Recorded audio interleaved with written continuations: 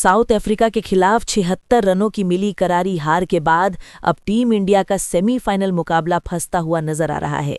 तो क्या सेमीफाइनल में टीम इंडिया क्वालिफाई नहीं करेगी, और अगर करती है तो उसके क्या ऐसे इक्वेशंस हैं जिनके दम पर टीम इंडिया क्वालिफिकेशन करती हुई नजर आ सकती है, और क्या क्या कुछ करना पड़ेगा टीम इंडिया को अपने आने वाले 2 मुकाबलों के अंदर में, और क्या भारतीय टीम को अपने उन 2 मुकाबलों के अलावा किसी और भी रिजल्ट पर निर्भर रहना पड़ेगा?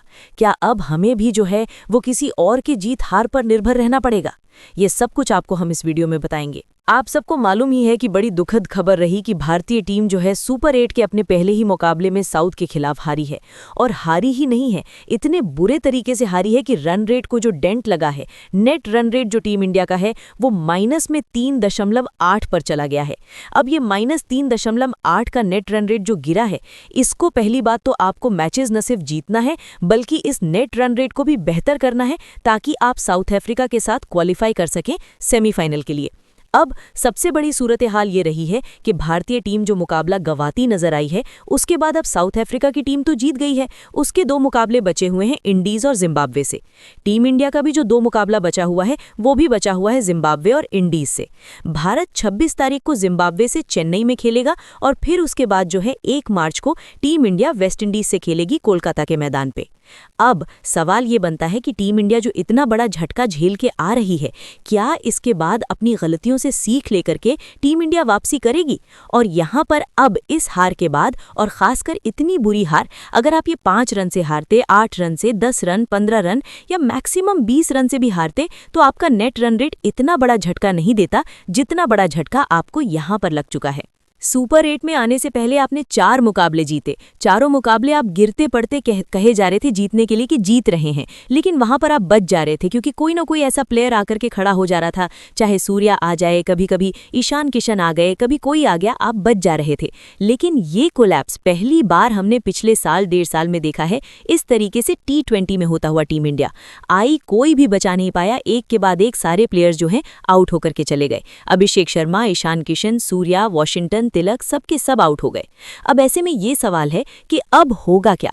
जिम्बाब्वे की टीम से सबसे बड़ा खतरा इस बात का है कि जिम्बाब्वे के पास में भी सिकंदर रजा एक ऑफ स्पिनर हैं, उनके पास एक और शानदार स्पिनर मौजूद हैं, और जिम्बाब्वे की टीम ने श्रीलंका जैसे विषम परिस्थिति के हालातों में भी श्रीलंका की टीम को आखिरी लीग मैच में और उसके पहले ऑस्ट्रेलिया की टीम को, दोनों को हराया। एक बार डिफेंड करके ऑस्ट्रेलिया के खिलाफ जीते और श्रीलंका के खिलाफ चेस करके जीते हैं, तो उनका कॉन्फिडेंस, उनका मोरल हाई है। अब वो जब चेन्नई में आएंगे तो चेन्नई में पहले जो विकेट होता था खास करके सिर्फ स्पिनर्स को मदद मिलती थी, अब की जो विकेट है चेन्नई में वो स्पिनर्स के साथ साथ पेसर को भी मदद मिलने लगी है, जो दोबारा से वहां पर पिच बनाया गया है उसमें। अब जिम्बाब्वे की टीम तैयार बैठी हुई है अपने मैच के लिए, हालांकि उसके पहले उनका मुकाबला जो है वो आज होगा इंडीज से, उसमें देखना होगा कि कौन सी टीम जीत रही है। लेकिन अगर जिस तरीके के हालात टीम इंडिया के नजर आ रहे हैं उसके हिसाब से तो मुझे लगता है कि जिम्बाब्वे का जीतना ही भारत के लिए फायदेमंद होगा। हालांकि कोई भी जीते उससे ज्यादा फायदा भारत को नहीं होने वाला है, वेस्ट इंडीज भी जीते, लेकिन आप अपना मैच दोनों जीतना होगा। अब चेन्नई में जब आप मैदान पर उतरेंगे 26 तारीख को, तो आपको यह तय करना पड़ेगा कि जिम्बाब्वे के खिलाफ आप न सिर्फ मैच जीतें बल्कि बड़े अंतर से जीतें। और अब आपके ऊपर एक और दबाव इस बात का होगा कि आपको पहले बल्लेबाजी करके मैच जीतना चाहिए, क्योंकि पहले बल्लेबाजी करके कोई दबाव नहीं होगा। अगर आपने बड़ा स्कोर खड़ा कर दिया, 210, 215 बना दिया चेन्नई में, तो आपके पास एक मौका होगा कि आप 50-60 रन के बड़े अंतर से अगर जीत जाते हैं, क्योंकि जिम्बाब्वे इतनी आसान टीम नजर नहीं आ रही है अब, तो आप जीतो तो आपको 2 अंक मिल जाएंगे। नेट रन रेट जो आपको झटका लगा है साउथ अफ्रीका से हारने के बाद, वो जो -3.8 है, वो शायद नेट रन रेट जो है वो पॉजिटिव की तरफ जाएगा। हालांकि फिर भी पॉजिटिव नहीं हो पाएगा, फिर भी आप -1 पे रहेंगे। लेकिन फिर आपका एक मैच बचेगा इंडीज से। अब इंडीज कोलकाता में जाकर फिर से अगर आप 30-40 रन से हराते हैं, या अगर मान लीजिए कि आप चेस करते हैं और कोई लक्ष्य इंडीज देती है 170-180 का, और वो अगर आप 15 ओवर या 14 ओवर या 16 ओवर में चेस कर जाते हैं तो भी आपका नेट रन रेट जो है बेहतर हो जाएगा। और यहाँ पर दो चीज़ें होंगी, नेट रन रेट तो बेहतर होगा ही, आप उनको हराएंगे तो उनका नेट भी माइनस में जाएगा, जिम्बाब्वे का भी और इंडीज़ का भी। अब आज जिम्बाब्वे और वेस्ट इंडीज़ में जो भी टीम जीतेगी उसका नेट रन रेट तो अच्छा होगा, लेकिन जो हारेगी उसका नेट रन रेट क्या होगा, माइनस में जाएगा। अब इसको ऐसे समझें कि भारत दोनों को हरा देता है तो भारत के पास हो जाएंगे 4 अंक, साउथ अफ्रीका के पास जो है वो ऑलरेडी 2 अंक है, तो हमें ये उम्मीद करके चलना होगा कि साउथ अफ्रीका जो क्रिकेट खेल रही है उसके मुताबिक वो इंडीज और जिम्बाब्वे दोनों को हरा देगी, तो उसके पास हो जाएंगे 6 अंक। तीनों मैच जीत गई, वो डायरेक्टली क्वालिफाई कर जाएगी टेबल टॉपर बनके नंबर 1 होके सेमीफाइनल में। अब लड़ाई 3 टीमों के बीच में है जो कि साउथ अफ्रीका, जिम्बाब्वे और इंडिया, आपके वेस्ट इंडीज, जिम्बाब्वे और इंडिया है। अब अगर आपने इन दोनों को हरा दिया तो फिर आपके पास भी 4 अंक हो गए 2 मैच जीत के।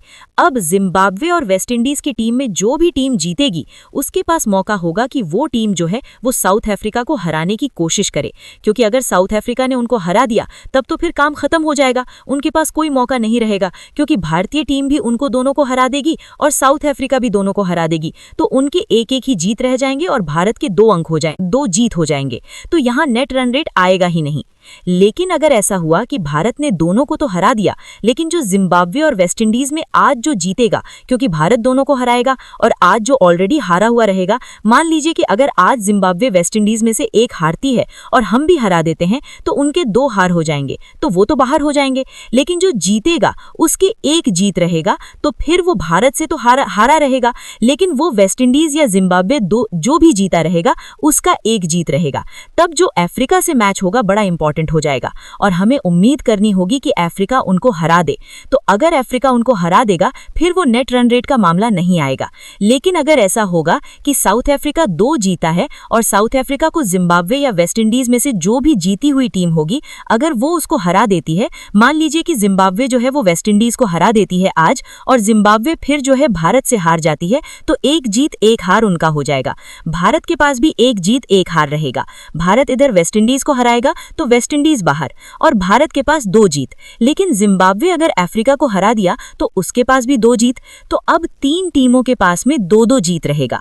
साउथ अफ्रीका के पास 2 जीत है, जिम्बाब्वे के पास 2 जीत है और भारत के पास 2 जीत है। अब देखा जाएगा रन रेट, तो जिम्बाब्वे के पास रन रेट ऑलरेडी पॉजिटिव में है, 2 जीतेगा तो और हो जाएगा, तो वो ऑलरेडी जो है वो क्वालिफाई कर जाएंगे। तो नेट रन रेट भारत और जिम्बाब्वे या फिर आज के मैच में जो जीती हुई टीम जिम्बाब्वे के बजाय अगर वेस्ट इंडीज जीत जाती है तो फिर उन पर ये लागू होता है नियम। तो इंडीज जो भी होगी जिनके 2-2 जीत होंगे तो नेट रन रेट कैलकुलेट किया जाएगा। अब इसमें यह देखना होगा कि भारतीय टीम जो जीती तो है मैच, लेकिन नेट रन रेट हमने कितना मेंटेन कर लिया, कितना कवर किया है। और इसलिए मैं कह रहा हूं 76 रन से हम हारे हैं ना, उसने इतना झटका दिया है नेट रन रेट में आपको कि आपको सिर्फ मैच जीतना नहीं है, आपको बेहतर नेट रन रेट से जीतना है। क्योंकि आप भरोसा नहीं कर सकते ना कि आप जिन दोनों टीमों को हराओगे वो दोनों टीमें जो हैं जाकर के अफ्रीका को नहीं हराएंगी। इसमें क्या गारंटी है? हो सकता है कि अफ्रीका एक मैच हार जाए, क्योंकि अफ्रीका को यह भी लगेगा कि भाई भारत बहुत तगड़ी टीम है, भारत में खेल रही है, एक मैच में तो हमने पटक दिया भारत को। भारत भी रणनीति बना करके आएगा निगड़ी के खिलाफ में कि भाई वो स्लोअर फेंक रहा है, उसको क्या उपाय करना है, वो तो बात होगी, उसकी तैयारी करके टीम इंडिया भी आएगी, क्योंकि अभी तक तो झटका लग ही नहीं रहा था हम लोगों को। तो इसलिए साउथ अफ्रीका पे भरोसा करने की बजाय अपने पर भरोसा करिए और दोनों टीमों को एक कन्विंसिंग अंदाज में हराइए। अगर रन से हरा रहे हैं तो 50-60 का अंतर रखिए, अगर विकेट से हरा रहे हैं मतलब ओवर रहते हरा रहे हैं तो 3-4 ओवर रहते हरा दीजिए, ताकि आपका रन रेट जो है प्लस में चला जाए। और इन दोनों को आप हराएंगे तो इन दोनों को माइनस में आप ले जाएंगे और ये दोनों आपस में खेले रहेंगे, तो इनको जो जीत मिली रहेगी वो अफ्रीका के खिलाफ अगर जीतते हैं तो भी नेट उतना ऊपर ना चला जाए जिससे भारत को नुकसान हो जाए। ये कोशिश करनी होगी। तो पहला काम ये होगा कि भारत दोनों को हराए, अपने 4 अंक करे, नेट अच्छा करे और उम्मीद करे कि साउथ अफ्रीका भी उन दोनों को हरा दे, तो फिर वो दोनों टीमें जो है वो बाहर हो जाएंगी, क्योंकि आपस में भी तो दोनों खेलेंगे ना एक मैच। ये तय है कि कोई टीम जो है वो सिर्फ एक ही मैच जीती हुई नजर आएगी, ये भी एक मामला है। और उसके अलावा जो है फिर बात आ जाती है कि अगर मान लीजिए कि उसमें से कोई एक टीम 2 जीतती है तो आपका नेट रन रेट बेहतर होना चाहिए। हालांकि जैसे जैसे मैचेस आगे बढ़ेंगे उसमें पता चलता रहेगा, हम आपको अपडेट करते रहेंगे। लेकिन फिलहाल तो भारत का सेमीफाइनल क्वालिफिकेशन जो है फंसता हुआ नजर आ रहा है। लेकिन अगर जाना है तो अगले दोनों मैचेस को बड़े अंतर से जीतना पड़ेगा। पहले तो ये जो हारे हैं उसको पार्टिए। 50-60 से आप जीतोगे तो नेट रन रेट थोड़ा बहुत आप पॉजिटिव के करीब पहुंचोगे। उसके बाद एक और मैच उतने ही बड़े अंतर से अगर जीतते हो तो आपका नेट रन रेट इतना ऊपर हो जाएगा कि फिर बाकी टीमों के अपेक्षा में आपका एनआरआर बेहतर रहेगा और आप क्वालिफाई कर जाओगे। यही फिलहाल ऑप्शन है। आप लोगों को क्या लगता है, टीम इंडिया की इस हार को आप लोग कैसे देख रहे हैं और टीम इंडिया क्वालिफिकेशन को आप कैसे देख रहे हैं? कमेंट कीजिएगा। Thank you so much.